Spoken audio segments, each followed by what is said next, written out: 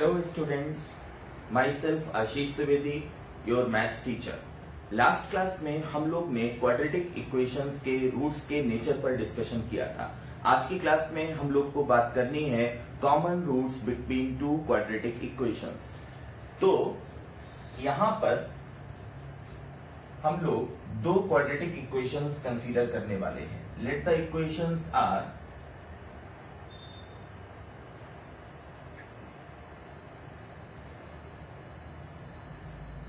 पहली equation a1x square b1x plus c1 equal to 0 and the second one a2x square plus b2x plus c2 equal to 0.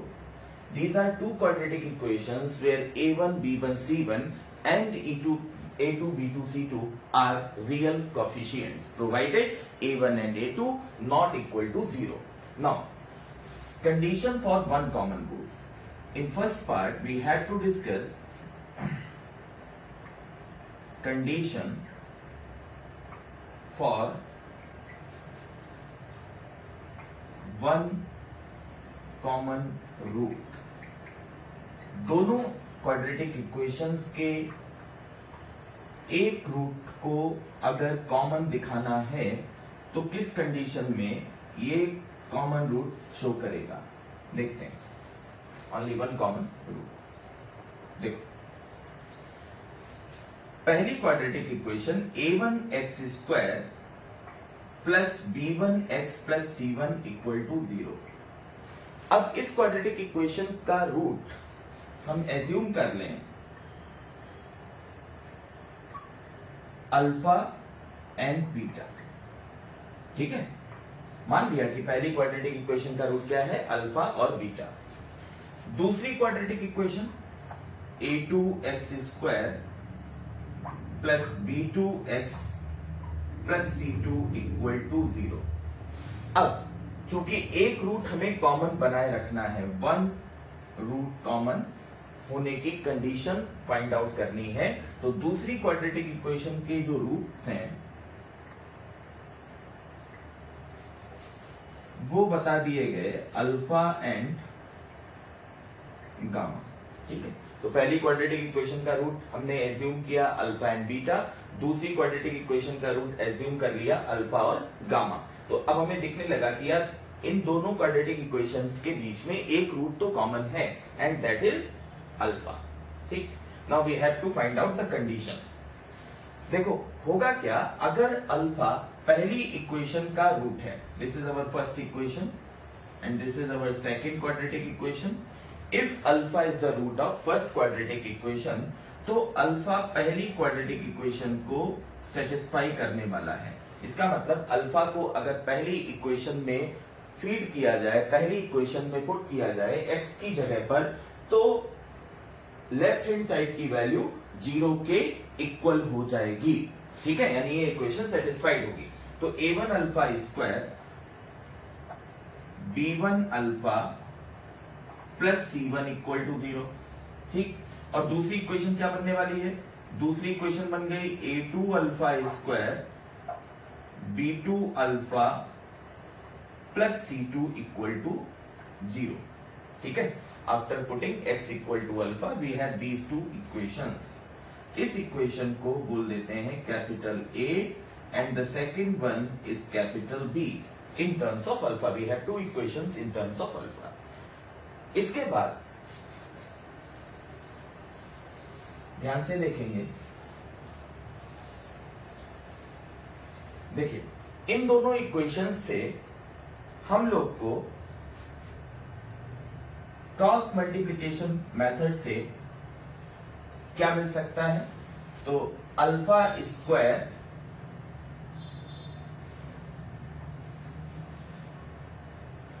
ऐसे लिखते हैं, ध्यान से देखिए, अल्फा स्क्वायर के साथ डिनोमिनेटर में हम लोग को क्या लिखना होता है, अल्फा स्क्वायर का कॉफिशिएंट यहां पर छुपा दिया जाता है, इसको आप हाइड करिए। उसके बाद this is b1 c2 minus b2 c1, जैसे कि हम लोग क्रॉस मल्टीप्लिकेशन मेथड में पिछली क्लासेस में सीख कर आए हैं, b2 c1। ठीक है। अल्फा के साथ क्या होगा, तो अल्फा का कॉफिशिएंट यहां पर छुपाया, हाइड किया, और इसके साथ we have a1c2 minus a2c1. Now for the constant, ठीक, this will be a1b2 minus a2b1 in denominator. So this is a1b2 minus a2b1. So now we have the relation alpha square divided by b1c2 minus b2c1 minus alpha divided by a1c2 minus a2c1, and this is equal to 1 upon a1b2 minus a2b1. ठीक है, आप देखिए जरा ध्यान से समझते हैं। इस रिलेशन की हेल्प से हम लोग फर्स्ट और थर्ड को अगर कंपेयर करें तो अल्फा स्क्वायर की वैल्यू क्या लिखने वाले हैं, we can say this is b1c2 minus b2c1 divided by a1b2 minus a2b1, ठीक, and from second and third one हमको अल्फा की वैल्यू मिलेगी, और अल्फा की वैल्यू यहां देखिए क्या आएगी, this can be written as a1b2 minus a2b1 in denominator, and numerator में माइनस साइन को आप डिनोमिनेटर के अंदर एडजस्ट करें, then this will be a2c1 minus a1c2. तो we have to values, one is for alpha square and second for alpha. Now from these two values if we eliminate alpha, हम अगर इन दो values की help से alpha को eliminate करें तो हमारे पास वो डिजायर्ड कंडीशन यहां पर दिखनी चाहिए, दिखेगी, जिसमें इन दोनों इक्वेशंस के बीच में एक रूट कॉमन रूट की तरह हुआ था, ठीक है, and that root will be alpha. वो रूट कौन सा होगा, जो कॉमन था वो अल्फा होगा। तो यूजिंग दीज टू, नाउ इस इक्वेशन को we can say our third equation and this is our fourth equation. Now how to eliminate alpha, eliminating alpha, क्योंकि अल्फा हमने एज्यूम किया है, देखो आप कॉमन रूट अल्फा की बजाय बीटा भी बोल सकते थे, बीटा की बजाय टी भी बोल सकते थे, कोई भी आर्बिट्रेरी नंबर आप बोल सकते थे कॉमन रूट्स के लिए, कॉमन रूट के लिए। तो अगर हमें जब कॉमन रूट पता ही नहीं है तो आप कोई भी नंबर एज्यूम कर सकते थे। तो जो फाइनल कंडीशन है उसमें एज्यूम्ड पैरामीटर नहीं दिखना चाहिए। भाई किसी ने इसको अल्फा एज्यूम किया, किसी ने बीटा एज्यूम किया, वो फाइनल इक्वेशन में नहीं दिखना चाहिए। फाइनल इक्वेशन में केवल और केवल वही पैरामीटर्स, वही कोफिशिएंट दिखने चाहिए जो आपको ओरिजिनली गिवन थे। Now eliminating alpha we can say, बताइए क्या लिखा जा सकता है, दिस इज अल्फा स्क्वायर, तो अल्फा स्क्वायर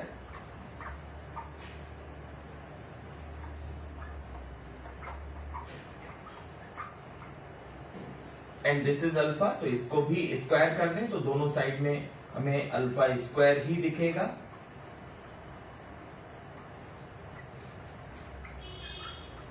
समझते हुए लिखें, स्क्वायरिंग, ठीक है। तो in both sides we have same quantity, alpha square in left hand side and in right hand side this is also alpha square, ठीक। अब देखिए जब आप ऐसा लिख रहे हो तो एक बात जरूर ध्यान रखनी है, वो क्या है कि a1b2 minus a2b1 should be non zero, ठीक। अब क्योंकि अगर आप a1b2 माइनस a2b1 को जीरो लिख रहे हो तो ये क्वांटिटीज अनडिफाइंड हो जाएंगी। मैथमेटिक्स में किसी भी नंबर को जीरो से डिवाइड करना अलाउड नहीं है, और अगर आप a1b2 माइनस a2b1 को जीरो लिख दोगे तो ना तो अल्फा स्क्वायर ना ही अल्फा डिफाइंड बना रहेगा, ठीक है। तो this is true only if a1b2 minus a2b1 not equal to zero. Now the final condition can be written as, after simplifying this one we can say a2c1 minus a1c2 square. Finally, this will be a1 b2 minus a2 b1 into b1 c2 minus b2 c1। ठीक है, तो ये हमारे पास final condition निकल कर आई जिसमें alpha common roots बना रहेगा। अब देखो ध्यान से समझिए, थोड़ा सा इस जगह पर चेंज करते हैं, चेंज नहीं बस उसको याद रखने का तरीका हम लोग को आगे सीखना है। तो यहां पर हम a2c1 माइनस a1c2 की बजाय क्या लिखते हैं, a1c2 माइनस a2c1। इनफैक्ट ऐसा करने पर फाइनल एक्सप्रेशन पर, फाइनल इक्वेशन पर कोई इफेक्ट नहीं हुआ है। ध्यान से देखिए,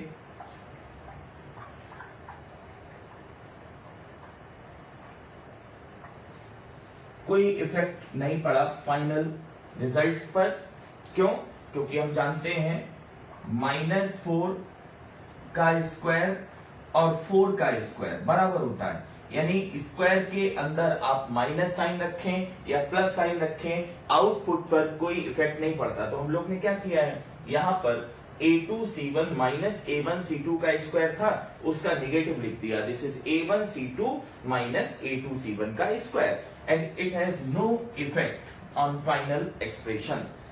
अब देखते हैं, तो this is the condition for one common root in two equations, and equations are a1x square plus b1x plus c1 and second one is a2x square plus b2x plus c2।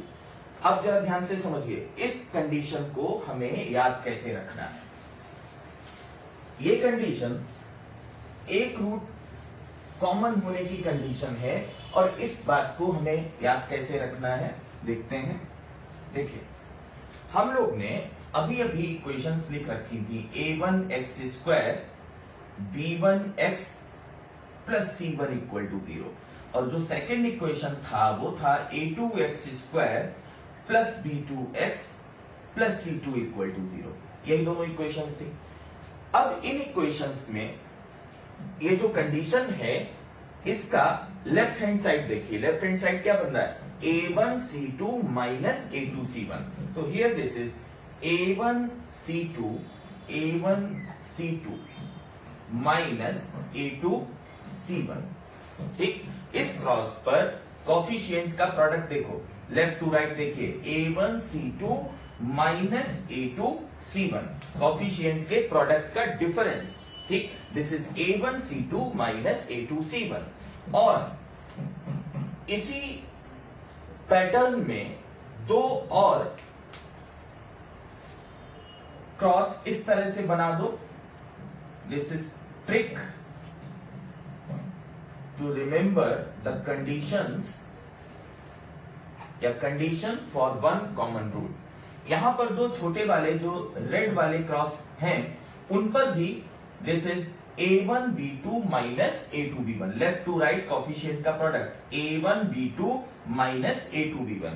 तो इस वाले क्रॉस पर, पहले वाले cross पर जो coefficient का difference आया वो यहां पड़ा a1b2 माइनस a2b1, और जो सेकंड वाले क्रॉस पर आ रहा देखो b1c2 माइनस b2c1, वो यहां रखा है सेकंड ब्रैकेट में। ठीक, then we have the condition again repeat, a1c2 minus a2c1 square, this is equal to a1b2 minus a2b1 into b1c2 minus b2c1। आप बिल्कुल ध्यान से समझ लीजिए, याद रखने की ये ट्रिक बहुत इंपॉर्टेंट है और आप इससे वन कॉमन रूट होने की कंडीशन को हमेशा के लिए याद रख पाते हो।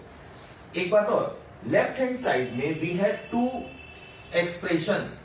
ठीक है, तो जस्ट रिमेंबर कि राइट हैंड साइड में वी हैव टू एक्सप्रेशन, तो जस्ट रिमेंबर कि लेफ्ट हैंड साइड में भी दो लीनियर एक्सप्रेशन का प्रोडक्ट है, because this is the square. तो आप ऐसे भी याद रख सकते हो कि लेफ्ट साइड में भी दो ब्रैकेट का प्रोडक्ट है, दोनों को बाई चांस हमने एक मान लिया है, पहला भी a1c2 माइनस a2c1 और दूसरा भी a1c2 माइनस a2c1, तो वो उसका स्क्वायर दिखने लगा। ठीक है, तो इसको याद रखने में कोई प्रॉब्लम नहीं। यहां पर भी दो ब्रैकेट हैं, पहले में भी a1c2 माइनस a2c1 लिखा हुआ है और दूसरे में भी a1c2 माइनस a2c1 लिखा हुआ है। राइट हैंड साइड में भी we have two brackets, product जो है वो दो ब्रैकेट के अंदर के एक्सप्रेशन का प्रोडक्ट है। तो इस तरह से आपको रिलेट करते हुए इस कंडीशन को इजीली याद रख सकते हैं, हमेशा के लिए याद रख सकते हैं। ओवरऑल इस डिस्कशन में हम लोग ने काफी कैलकुलेशन की, लेकिन फाइनल जो रिजल्ट आया उसको याद रखना बड़ा आसान है। a1c2 minus a2c1 square this is equal to a1b2 minus a2b1 into b1c2 minus b2c1। अब इसके बाद जब हम लोग क्वाड्रेटिक इक्वेशन के एक रूट कॉमन होने की कंडीशन बता ले गए, तो सेकेंड पार्ट में हम लोग को पढ़ना है condition for both roots common. Condition for both roots in common. देखिए समझिए अगेन, देखो भाई a1x square plus b1x plus c1। अब ये जो इक्वेशन है इसका रूट हम लोग ने एज्यूम कर लिया अल्फा और बीटा, ठीक। एंड दूसरी equation a2x square plus b2x plus c2 equal to 0। इस इक्वेशन के रूट भी, क्योंकि दोनों रूट कॉमन होने हैं, तो दूसरी इक्वेशन के रूट भी हमने क्या एज्यूम कर रखे हैं, अल्फा एंड बीटा। अब इसका सिग्निफिकेंस क्या है, इधर आपको समझाने की कोशिश करता हूं, ध्यान से समझेंगे।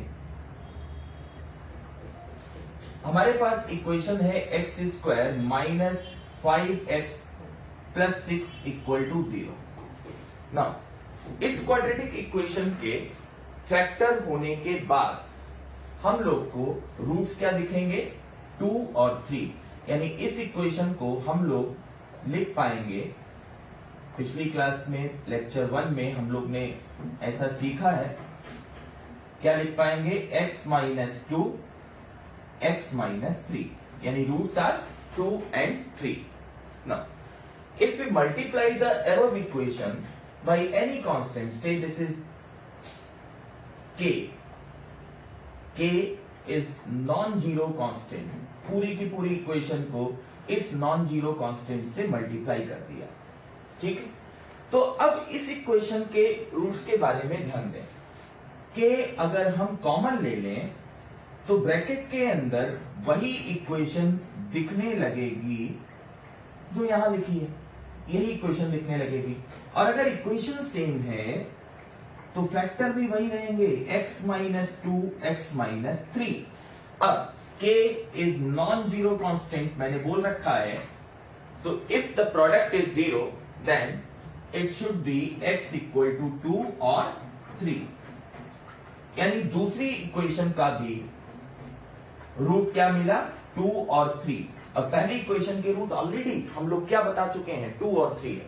तो आप एक बात समझ पाए कि अगर किसी इक्वेशन को नॉन जीरो कॉफिशिएंट के साथ, नॉन जीरो कांस्टेंट के साथ मल्टीप्लाई कर दें तो उस इक्वेशन के रूट चेंज नहीं होते, उस इक्वेशन के रूट बदलते नहीं है, ठीक है। अब ध्यान से समझिए, इसका मतलब इन दोनों इक्वेशंस के दोनों रूट अगर कॉमन होने हैं तो यहां पर भी आप देख सकते हो, पहली इक्वेशन में एक्स स्क्वायर का कॉफिशिएंट 1, दूसरी इक्वेशन में एक्स स्क्वायर का कॉफिशिएंट k। तो एक्स स्क्वायर के कॉफिशिएंट का रेशियो बना 1/k। अब x का कॉफिशिएंट देखो, पहली इक्वेशन में दिस इज -5 और दूसरी इक्वेशन में this is -5k। This is same as 1/k। ये फिर से किसके बराबर आया, 1/k के बराबर। कांस्टेंट देखिए, पहली इक्वेशन में कांस्टेंट टर्म 6 और सेकंड इक्वेशन में कांस्टेंट टर्म 6k, यानी दिस इज अगेन 1/k। तो आप क्या सीख पा रहे हो, आप ये सीख पा रहे हो कि अगर रिस्पेक्टिव टर्म्स के कॉफिशिएंट का रेशियो सेम हो तो इन दोनों क्वाड्रेटिक इक्वेशंस के बीच में दोनों ही रूट कॉमन रूट रहेंगे। यानी यहां पर कॉमन रूट होने की कंडीशन क्या निकली? तो ये कंडीशन आई a1 upon a2 b1 upon b2 is equal to, बात समझ में आई? This is the condition for both roots common. देखिए, अभी तक हम लोग ने क्वाड्रेटिक इक्वेशन में कॉमन रूट की कंडीशन डिस्कस की। अगर दो क्वाड्रेटिक इक्वेशन के बीच में एक रूट कॉमन है तो क्या कंडीशन होनी चाहिए, और अगर दो क्वाड्रेटिक इक्वेशन के दोनों रूट कॉमन है तो उनके कोफिशिएंट किस तरह से रिलेटेड होने चाहिए। अब दो क्वाड्रेटिक इक्वेशन में अगर एक रूट कॉमन है तो उसको कैलकुलेट करने का एक और मेथड है, और बहुत इजी मेथड है। पहली इक्वेशन हम लोग एज्यूम कर लेते हैं x square minus b1x plus c1 equal to 0, और इसके रूट मान लिए गए अल्फा और beta. So the factor form will be x minus alpha into x minus beta equal to 0। Let us consider this is our first equation. दूसरी equation, इन दोनों equations में कॉमन रूट है। दूसरी इक्वेशन जो है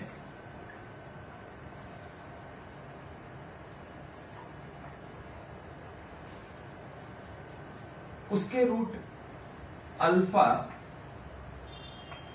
और गामा एज्यूम कर लिए जाएं। ठीक, पहली इक्वेशन के रूट्स क्या एज्यूम करें? अल्फा एंड बीटा, और दूसरी इक्वेशन के रूट क्या एज्यूम किए गए? अल्फा और गामा। बहुत ध्यान से समझें।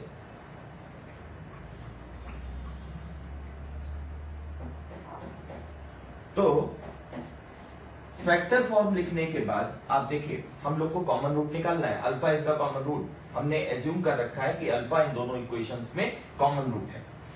आप इक्वेशन 1 से इक्वेशन 2 को सब्ट्रैक्ट करो। तो पहली इक्वेशन से दूसरी इक्वेशन को सब्ट्रैक्ट करने पर x माइनस अल्फा कॉमन है, और दूसरे ब्रैकेट में आएगा x minus beta minus x plus gamma equal to 0। तो from here x minus alpha gamma minus beta equal to 0। अब हम लोग ने पहले ही ये डिक्लेयर कर रखा है कि इन दोनों इक्वेशंस में एक ही रूट कॉमन है। देखो ध्यान से समझ लीजिए, अगर पहला ब्रैकेट हम लोग ने 0 रखा तो x की वैल्यू आ जाएगी अल्फा, और दूसरा ब्रैकेट अगर 0 रखा तो बीटा की वैल्यू आ जाएगी गामा। ठीक है, तो पहला रूट तो एक रूट तो कॉमन एज्यूम कर ही लिया, कौन सा? अल्फा। अब अगर बीटा की और गामा की वैल्यू भी बराबर हो गई, यानी गामा भी बीटा के बराबर हो गया, तो दोनों इक्वेशन सेम हो जाएंगी। दोनों क्वाड्रेटिक इक्वेशन के दोनों रूट एक जैसे हो जाएंगे। तो यहां पर इस इक्वेशन के मीनिंगफुल होने के लिए x की value, allowed value, possible value क्या आई? That is x equal to alpha. तो आप यहां पर इस बात को एनालाइज करो कि अगर दो क्वाड्रेटिक इक्वेशन जिनमें एक्स स्क्वायर के कॉफिशिएंट सेम हो, दोनों ही जगह पर एक्स स्क्वायर के कॉफिशिएंट हम लोग ने क्या बना दिए हैं, क्या रख रखे हैं? 1। और एक्स स्क्वायर के कॉफिशिएंट अगर सेम है, फिर आप पहली इक्वेशन से दूसरी इक्वेशन को सब्ट्रैक्ट करते हो, तो जो वैल्यू तुम्हारे पास निकल कर आने वाली है that will be common root to the given equations. आपको डायरेक्टली सब्ट्रैक्शन के बाद जो वैल्यू मिलती है वो इन दोनों इक्वेशंस का कॉमन रूट बनेगा।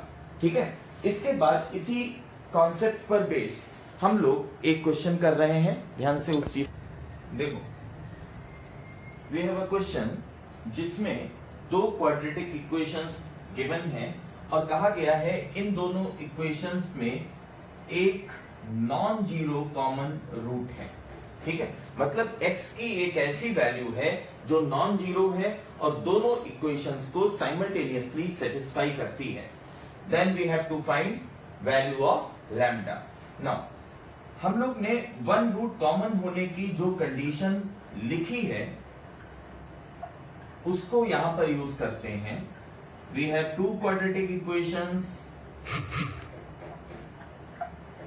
एंड द कंडीशन इज, इस बड़े वाले क्रॉस पर कॉफिशिएंट के प्रोडक्ट का डिफरेंस, मैं बोल रहा हूं कॉफिशिएंट के प्रोडक्ट का डिफरेंस लेफ्ट टू राइट, तो this will B 5 lambda -6 lambda square. फिर इन छोटे वाले क्रॉस पर कोफिशिएंट के प्रोडक्ट का डिफरेंस, जैसे यहां पर ये बनेगा दिस विल बी 3 - 4, तो right hand side this will B 3 - 4 in first bracket, और सेकंड ब्रैकेट में क्या आएगा 2 × 5 lambda, that is 10 lambda minus 9 lambda. अभी पिछले कॉन्सेप्ट में हम लोग ने इस बात को सीखा है, ये ट्रिक है इस रिजल्ट को याद रखने की। Now this is lambda square और here -1, here this is lambda equal to minus lambda, lambda square plus lambda equal to 0, taking lambda common we have two values of lambda 0 and -1. Now we had two answers, lambda की value 0 और lambda की value -1. Now we had to check कि lambda की किस value के लिए इन दोनों equations में कॉमन रूट जो है वो नॉन जीरो आता है, वही वैल्यू एक्सेप्टेबल वैल्यू होगी। तो first of all let us check for lambda equal to 0। Lambda equal to 0 पर पहली equation x square plus 2x equal to 0 बनेगी क्योंकि लैम्डा 0 हो गया है, और दूसरी equation 2x square plus 3x equal to 0 बनेगी।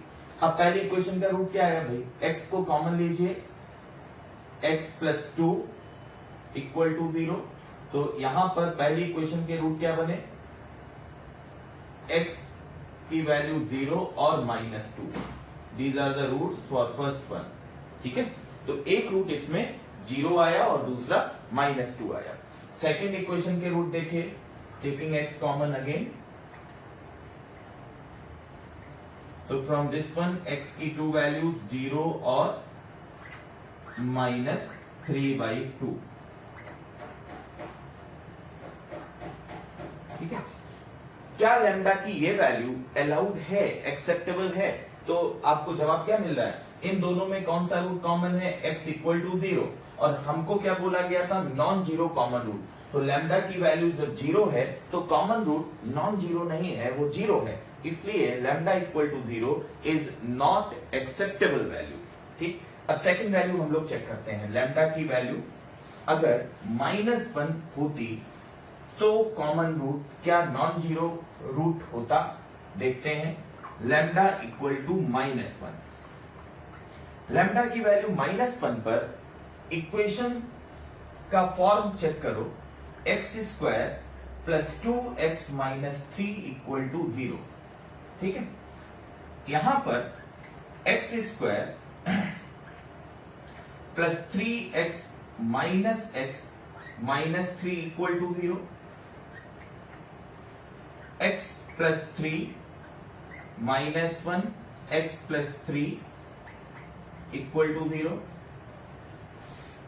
तो पहली इक्वेशन आप इजीली देख पा रहे हो, मैं प्रॉपरली एक्सप्लेन करने की कोशिश कर रहा हूं। यहां पर x की दो वैल्यूज निकल कर आती हैं 1 and -3 if lambda equal to -1, ठीक है। और सेकंड इक्वेशन, इसी कंडीशन में सेकंड इक्वेशन किस तरह से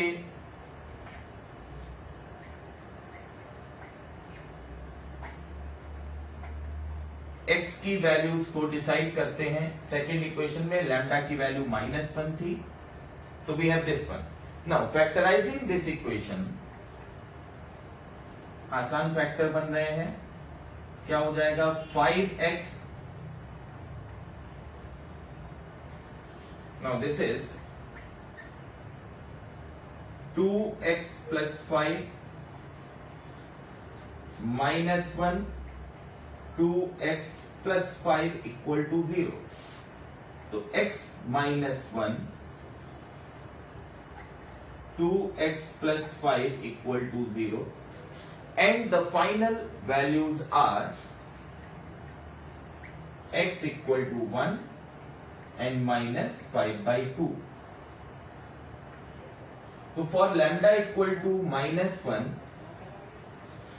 root of first equation will be 1 and -3 and roots of second equation will be 1 and -5. तो our answer is lambda equal to -1. क्योंकि लैम्डा की वैल्यू जब -1 है तो we have a non zero common root and that is x equal to 1. ठीक है, तो आज के लेक्चर में, आज की क्लास में हम लोग ने क्वाड्रेटिक इक्वेशंस के कॉमन रूट्स की कंडीशंस को ध्यान से समझा, कुछ ट्रिक्स वहां पर हम लोग ने एनालाइज करी और इस क्वेश्चन की हेल्प से जितना कुछ हम लोग ने पढ़ा था उस पूरे कॉन्सेप्ट को रिवाइज किया. नेक्स्ट क्लास में हम लोग डिस्कशन करेंगे क्वाड्रेटिक एक्सप्रेशन के ग्राफ के बारे में. तो next class surely very important class, don't miss it.